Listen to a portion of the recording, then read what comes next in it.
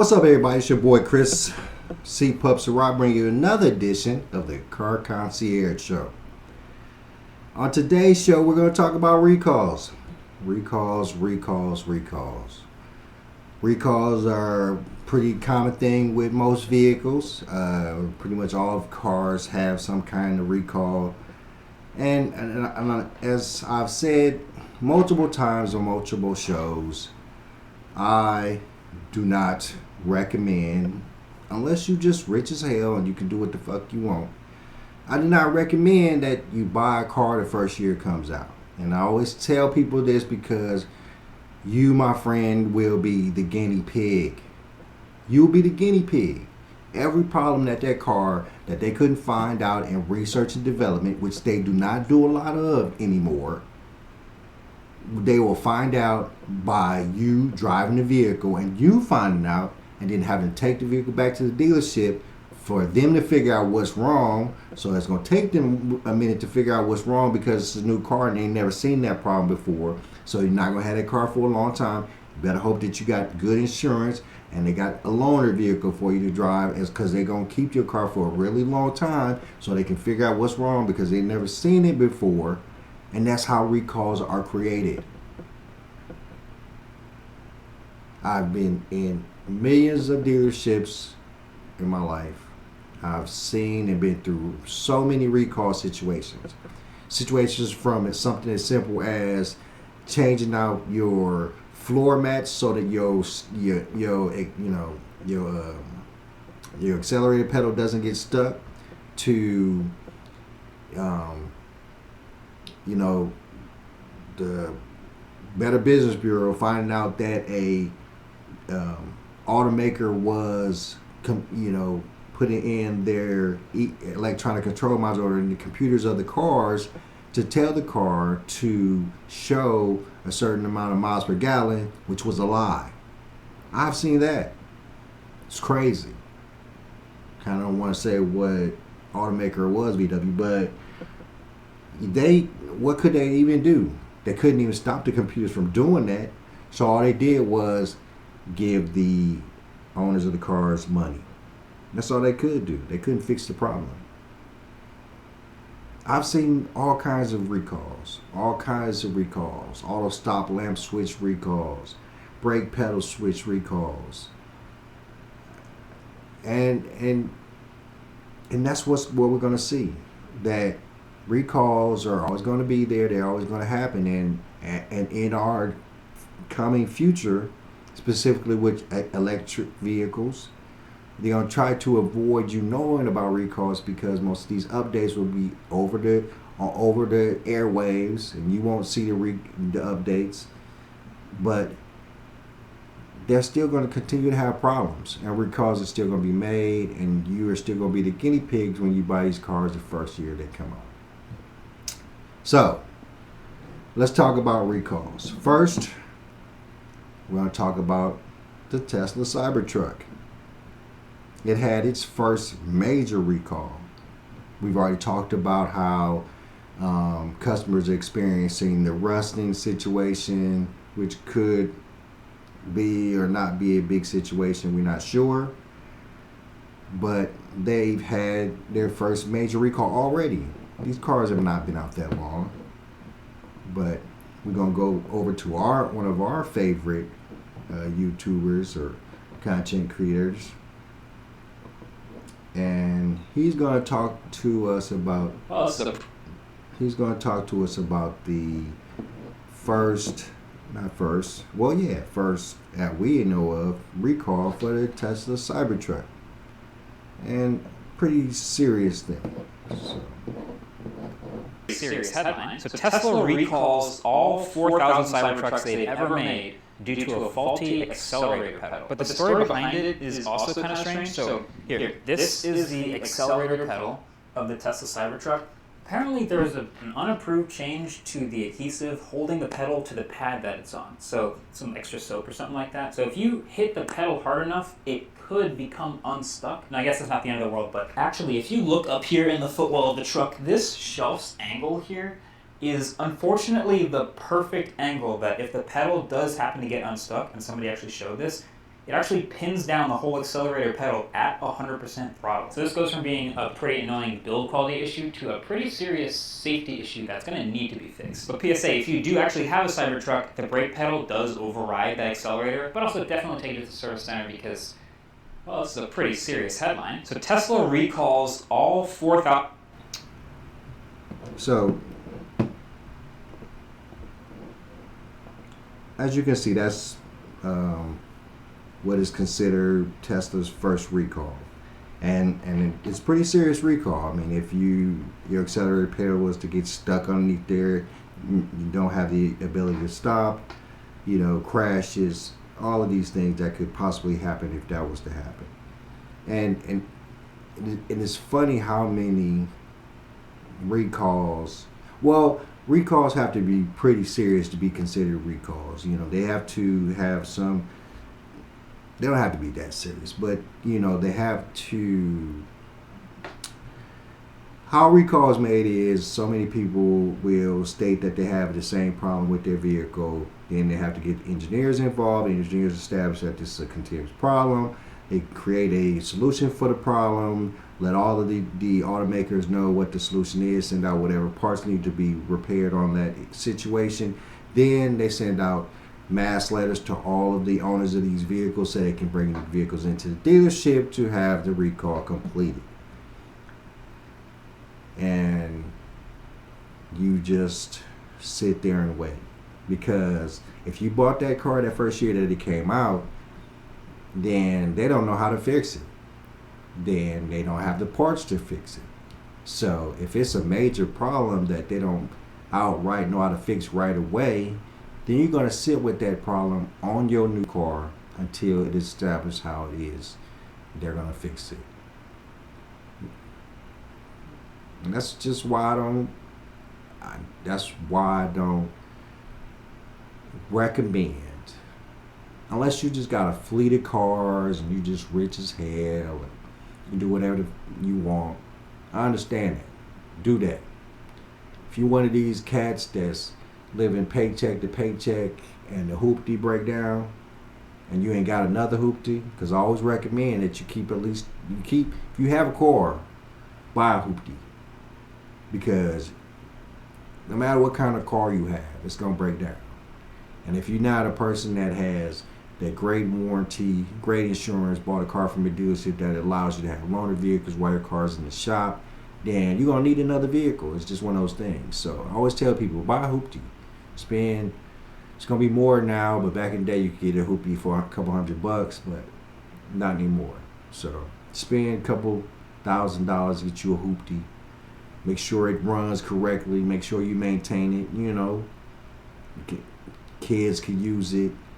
You can use it every blue moon when you don't want to drive your main vehicle. It helps out if you can afford it. But I don't suggest that you buy a car for the first year it comes out, unless you have a hoopty or the ability to drive other cars, because it's a known fact. Let's look at, we're going to right now, real quick, we're going to look at all of the problems that Tesla's had in its course of creation. And I want you to think about the fact that with all of the new EV vehicles coming out, the Fisker, VinFast, BYD, Tesla, Rivian, think about that, the fact that these cars are not only going to have problems because they're new cars and nobody's really had them on the roads for very long. Think about that. These cars are what? 70% electrical? 60% electrical? Think about the fact that the technicians in the dealerships, how much they have to become electricians to fix your problems. How much they have to become software developers to fix your problems. I really think that the future is going to be great for the wise. Future is going to be great for those who are, building that knowledge about software and building that knowledge about how the automotive industry and the software industry are going to combine. It's going to be beautiful for those. That's what I'm trying to do. But it's going to be slow coming. It's going to have a lot of kinks, a lot of hills, a lot of times where it's going to be a lot of problems. You know, there's a movie, and I'm going to talk about it down in the future. I might have mentioned this before, but there's a movie that came out. I can't remember the name of it right now, but it's the movie, I guess, where the Obamas had something to do with it, and I watched it the other night. And it has a scene where the people are going to look for one of their friends, and they're about to get onto the highway, but the highway is blocked because there's all these white Teslas that are, you know, all white Teslas, and they're all piled up into this parkway to get onto the highway, right? And they're looking at it and sitting there thinking about it and like, damn, and there's no people in the Teslas. Like, wow, that's crazy. Then all of a sudden they think about it like, whoa, these are just Teslas keep flying here. All of a sudden, here come a Tesla flying up there, smashes into back another Tesla, because, you know, they're EVs, technology, software update. Something is telling these Teslas that, you know, have that concierge service that you can drive them without being in them. And their concierge service is having to drive them up to a certain point. It's just, what I mean by saying that is that there's going to be, these new cars are going to need so much help and maintenance to maintain and to keep them running correctly. And there's going to be so much time needed to work out the kinks in these cars to make sure that there's not major problems and major issues down the line. And that's what recalls are going to be. It's just going to be a lot of people buying these cars outright because they fancy and they new and they look cool and they buying them, but then find out all these crazy things about the car because nobody else knew about them, because nobody spent the correct time doing the research and development, figuring out what the problems are. All right, so real quick, we're gonna go over to a little article on Microsoft Start where they break down, you know, the issues that the Tesla, it's a timeline of Tesla Cybertruck problems from rust to hail damage to the pedal recall, okay? Let me pull this up real quick. I'm gonna read this and I'm gonna get you out of here.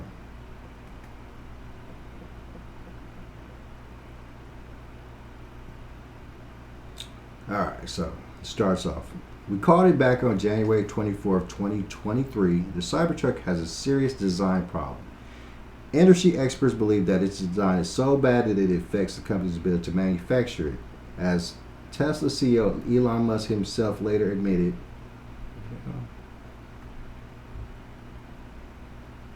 so bad in fact that it may actually require a complete redesign or perhaps even a product cancellation at some point this year. But the number of reported problems have resulted in a disastrous timeline that culminated today with a physical recall 3,878 units, which appears to be everyone on the road because of a faulty gas pedal. Everyone on the road. So here is the definitive timeline of all Musk's Cybermucks, or as complete as I could make it, because I'm sure I'm missing some specific problems with some owner in the Cybertruck Owner Club forum. I'll keep updating this list if new figures keep appearing. All right. So, November 21st, 2019, Elon Musk unveils a Cybertruck for the first time. He claims that windows are made of an armored glass, a bulletproof material that won't even dent when you hit it, even at close range with a steel ball. Seconds later, 2 windows break in a live demonstration. Musk claims it will reach customers in late 2021, starting at $39.9. August 8th, 2021, Tesla announces it won't be able to get the Cybertruck out in 2021 due to production problems. The company says it will be pushing the date to early 2022. January 31st, 2022, once again, Musk announces Cybertruck production is delayed again to late 2022 due to various design and manufacturing challenges. So we're talking about problems even before it came out. November 1st, 2022. Unsurprisingly, Tesla says it won't be able to meet its late 2022 release window, pushing the release once again to the end of 2023 with early production in mid-2023. We're in the final lap of Cybertruck, Musk says on a financial conference call. January 24th, 2023. In an interview with Fast Company, industry experts say they doubt that the Cybertruck's design will allow the company to produce it in any significant numbers. Adrian Clark, a professional car designer who now writes design critiques for the Autopian, and others in the industry believe it's having and will have lots of problems. As soon as we saw the Cybertruck, everyone I know in the industry started laughing. We just thought there's no way they're going to be able to get that into production, he says. Clark believes it's going to be extremely hard to make those dead straight panels. July 20th, 2023. The first production prototype of the Cybertruck rolls off the production line at the Giga, Texas factory. And eagle-eyed auto industry experts immediately spot one major quality mishap. The front and back passenger doors don't align. Yeah, I noticed that too. It's still like that. Misalignment like this is not new to Teslas, but Elon Musk vowed to eliminate the problem back in 2021. These problems will continue in models through the entire production run. Also, during a May 2023 shareholder meeting, Musk insisted that the Cybertruck would be built as an exoskeleton, a solid steel skin design that would act as the structure like an arthropod have, making the car virtually indestructible. But car manufacturing experts Corey Steuben point out on the famous automotive video blog Monroe Live that the Cybertruck clearly does not have an exoskeleton. According to him, the Cybertruck's assembly line pictures clearly show a regular unibody chassis, just like the one you would find on an old Honda Ridgeline or a Model Y, with its flat panels just acting as your usual body. Ooh. August 24th, 2023, it's official. The Cybertrucks coming out of Tesla's Texas factory are not good enough, according to Musk. The CEO writes a leaked internal email to Tesla employees revealing his concerns in categorical terms. Due to the nature of Cybertruck, which is made of bright metal with mostly straight edges, any dimensional variation shows up like a sore thumb. December 1st, 2023, remember the promised $39.9 start price tag? It was wrong. The real starting point is officially announced $69.90. January 25th, 2024, reports of the locking differential feature being inoperational appeared, displaying the coming soon message during use according to the drive. February 2nd, Tesla issues an over-the-air software update recall. Tesla issues an over-the-air software update recall for 2.2 million vehicles, including the Cybertruck, due to the font size of the ABS brake and park indicators being too small, which it could increase the risk of collision. Font size, that's crazy. February 22nd, 2024, new Cybertruck owners report rust and corrosion on allegedly stainless steel body of the truck, especially in vehicles exposed to rain. This was one of the biggest selling points that Musk touted when he announced the truck. Yeah, we did a little thing about that. It seems to be easy to fix so far, but I think it's going to be a major issue. February 28, 2024, multiple owners report seeing 25 critical system errors within a few days of using the truck, including warnings from the high voltage system, critical steering issues, system malfunctions, and loss of system redundancy that alerted drivers that the vehicle may suddenly lose electrical power, steering, and propulsion, and may be unable to apply the parking brake. Yikes. There were also alerts for degraded adaptive drive control, plus automatically disabled traction, lane departure avoidance, and stability controls. Some users also report door latches that don't work. It's always a problem with door latches. March 12, 2024, add another link to Elon Musk's long-term broken promises. He previously announced a futuristic optional camping tent that matched the polygonal, shiny looks of the car, but the sleek render of the future turned out to be a sad hodgepodge of flaccid fabric in real life. Damn. March 13, 2024, the Cybertruck Owners Club forum is now flowing with multitude of reported problems. Owners Cyberstank reports how they took delivery on March 13th, made it 1 mile down road, Started getting steering error, flashing red screen, pulled off the side of the highway. Now the truck is dead and I'm waiting for a tow truck. Dealer couldn't do anything for me. It was great for 5 minutes. I tried everything, restarting, screen is stuck black, keeps beeping. Their message finishes with Tesla really rushed these trucks out with a what a nightmare. Sorry. March 26, 2024, one owner reports problems with Cybertruck's autopilot system. I encountered a truck on the other side of a 2-lane highway.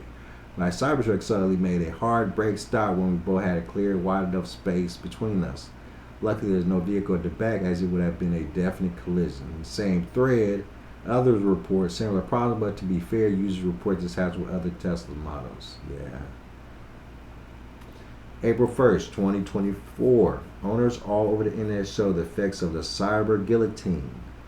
Tesla didn't include anti-pinch sensors for Cybertruck's frunk, which could cause severe injuries or amputations. If fingers get caught, fingers get caught.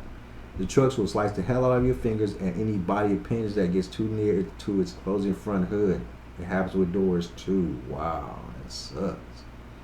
April 9th, 2024. Apparently, the Cybertruck is allegedly bulletproof and the indestructible so-called armor glass can't stand hail.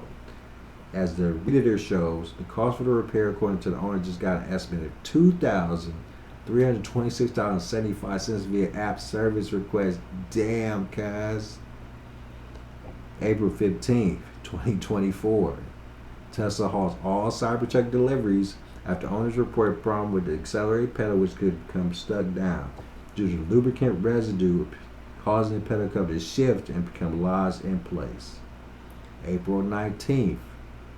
Man, it's recent. April 19th, 2024. Tesla officially recalls all its Cybertrucks. The recall notice states the accelerator pedal can become stuck, sending the truck accelerating beyond control, making it a danger to everyone on the road. Ouch. That is crazy, y'all. I ain't gonna lie to y'all. That's crazy. That's what I'm talking about. That's why I'm talking about. This why check engine lights on. Probably mad check engine lights on in this car. I'm just saying, look.